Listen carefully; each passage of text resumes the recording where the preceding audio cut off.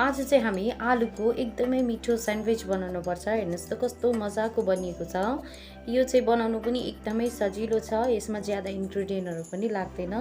खानुमा पनि त्यत्तिकै मिठो छ। हेर्नुस् त कस्तो मजाको बनिएको छ। म तपाईहरुलाई एउटा तोडेर पनि देखाउँदै छु। हेर्नुस् ल कति मजाको बनिएको छ। यो कसले भन्छ यो आलुले बनिएको भनेर। हेर्नुस् त यति मजाको यति जुसी बनिएको छ। तपाईहरु सजिलैसँगले यो रेसिपी घरमा बनाउन सक्नुहुन्छ। यो रेसिपी बनाउनुको लागि चाहिँ भिडियोलाई अन्तिमसम्म हेर्नुस् होला। भिडियोलाई राम्रो लाग्यो भने लाइक गरिदिनुस् होला। च्यानलमा नयाँ हुनुहुन्छ भने सब्स्क्राइब गर्नु नबिर्सिनुस् होला। हेलो एभ्रीवन, नमस्ते। रेखा किचनमा तपाईहरुलाई स्वागत छ। आज चाहिँ म तपाईहरुसँग आलुको स्यान्डविचको रेसिपी शेयर गर्न गइरहेको छु। मैले चाहिँ यहाँ दुईटा आलुलाई ताछेर राखिसकेको छु। आलु ग्रेट गर्दा चाहिँ यो साइजको युज गर्नुस् होला। यो साइजको युज गर्नुभयो भने चाहिँ बेसी मोटो पनि बनिँदैन, बेसी पातला पनि बनिँदैन, ठिकैको बनिन्छ, जसमा कुक हुनु सजिलो हुन्छ। अब चाहिँ हामी आलुलाई चाहिँ मजाले धुनुपर्छ। मैले चाहिँ 2-3 खेप पानीमा मजाले धोएको छु। तपाईहरु पनि 2-3 खेप पानीमा मजाले धुनुस् होला। यतिको ड्राई बनाउनु पर्छ आलुलाई चाहिँ। आलु चाहिँ हाम्रो मजाले ड्राई भइसकेको छ। अब चाहिँ म हाल्दैछु यसमा स्लाइस गरेको प्याज। एउटा ठुलो स्लाइस गरेको प्याज हालेको छु। क्यारट, धनिया, अजवाइनलाई चाहिँ क्रस गरेर हाल्नुस् होला। अजवाइन हाल्यो भने चाहिँ हाम्रो ग्यास पनि हुँदैन र टेस्ट पनि मिठो आउँछ। अब म हाल्दैछु यसमा जिरा,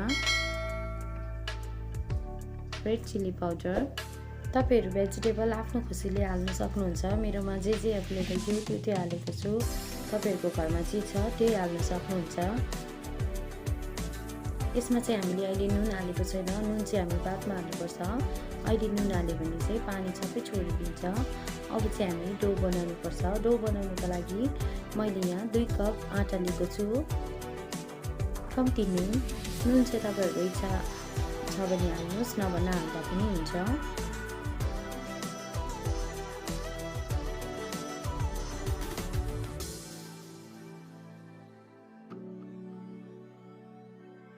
डो चाहिँ हाम्रो बनिएर रेडी भइसकेको छ। अब चाहिँ म यसलाई 4 भागमा डिभाइड गर्दैछु। रेगुलर रोटीको साइज भन्दा अलिकति ठुलो बनाउनुस् होला।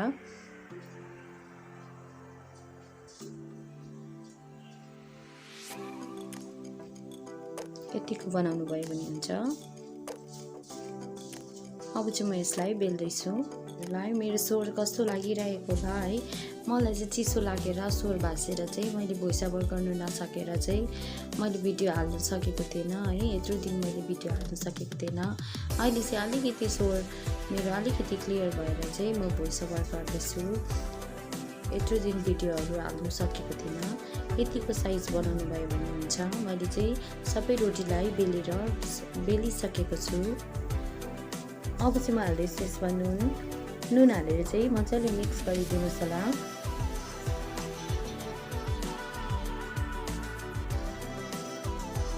मैले चाहिँ यहाँ स्टिम गर्नको लागि यो प्लेट लिएको छु चाल्नी खालके।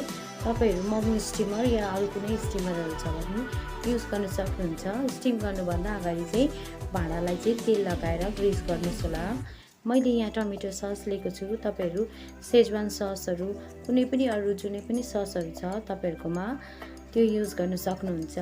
सस लगाएर चाहिँ यसरी चारैपट्टि मजाले फिजाइदिनु पर्छ, जस्तो हामी पिज्जाहरू बनाउँदाखेरि युज गर्छ त्यसरी नै। अब म हाल्दैछु यसमा अघि बनाएर राखेको आलुको मिक्सर। यो हालिसकेपछि चारैपट्टि मजाले फिजाउनु पर्छ। साइडमा चाहिँ अलिकति जग्गा छोड्नुस् होला। अब म राख्दैछु यसमा अर्को रोटी।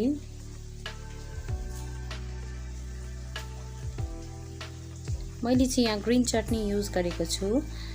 तपाईहरु टमेटो सस या अरू कुनै चटनीहरू युज गर्न सक्नुहुन्छ तपाईहरुको इच्छा अनुसार। यो चटनीलाई पनि सारैपट्टि यसरी मजाले फिजाइदिनु पर्छ। अब म हाल्दैछु यसमा अघि बनाएर राखेका आलुको मिश्रण।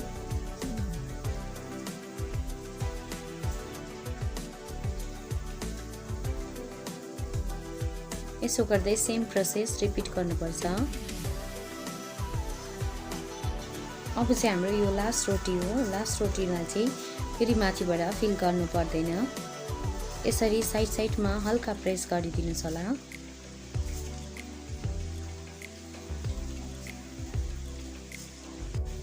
अब चाहिँ हामी स्टिम गर्नुपर्छ। स्टिम गर्नुको लागि चाहिँ मैले यहाँ पानीलाई अगाडि बोइल गरेर राखिसकेको थिएँ। मैले राखेको छु यहाँ एउटा स्ट्यान्ड। यतिखेर चाहिँ ग्यासको फ्लेम स्लो राख्नुहोस् होला, स्टिमले हातहरू पोल्न सक्छ। हाई फ्लेममा 7 मिनटको लागि स्टिम गर्नुपर्छ, त्यति जेलसम्म पाकिहाल्छ।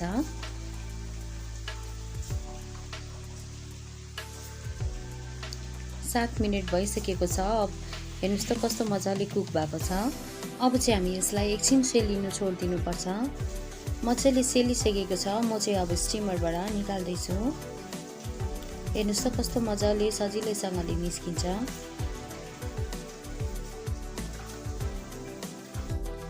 अब चाहिँ हामी यसलाई स्यान्डविचको सेप दिनुपर्छ। मैले चाहिँ यहाँ टोटल 8 भागमा डिभाइड गरेको छु। हेर्नुहोस् त कति सजिलैसँगले हाम्रो किचनमै पाउने सामानहरूले यति मजाको स्न्याक्स बनिएर रेडी भयो। तपाईहरूलाई यस्तै रेसिपीहरू हेर्नु छ भने मेरो च्यानललाई सब्स्क्राइब गर्नुहोस् होला। सब्स्क्राइब गर्नुभएको छैन भने मैले मेरो च्यानलमा यस्तो क्विक एन्ड इजी बनिने ब्रेकफास्ट, लन्च, डिनरको रेसिपीहरू थुप्रो अपलोड गरेको छु। तपाईहरू हेर्न सक्नुहुन्छ।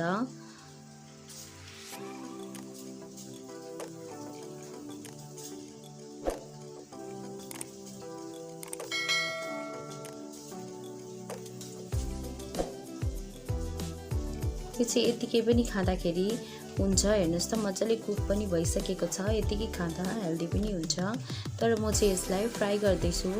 फ्राई गर्नुको लागि चाहिँ मैले यहाँ 2 चम्ची आटा लिएको छु। मेरोमा चाहिँ मैदा थिएन र आटा युज गरेको। यदि तपाईहरुकोमा मैदा छ भने मैदा युज गर्न सक्नुहुन्छ। मैले यसमा कम्ती नुन हालेको छु।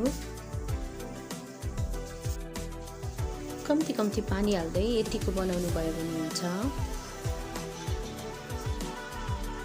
अब चाहिँ म यसमा स्यान्डविच डिप गर्दैछु।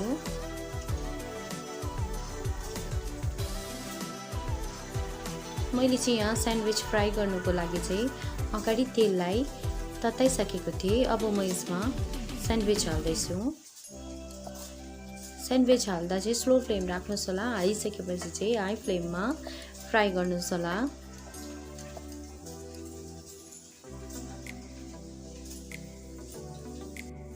हाम्रो चाहिँ सबै स्यान्डविच फ्राई भएर रेडी भइसकेको छ। हेर्नुहोस् त कस्तो मजाको कलर आएको छ। एकदमै मिठो अनि जुसी बनिएको छ। तपाईहरुलाई यो पोटेटो स्यान्डविचको रेसिपी कस्तो लाग्यो प्लिज कमेन्ट गर्नुहोस् होला। यदि राम्रो लाग्यो भने फ्रेन्ड्स अनि फ्यामिलीहरुसँग सेयर गरिदिनुहोस् होला। मेरो च्यानलमा नयाँ हुनुहुन्छ भने प्लिज मेरो च्यानललाई सब्स्क्राइब गरेर बेल आइकनको घण्टीलाई दबाउनु नबिर्सिनुहोस् होला।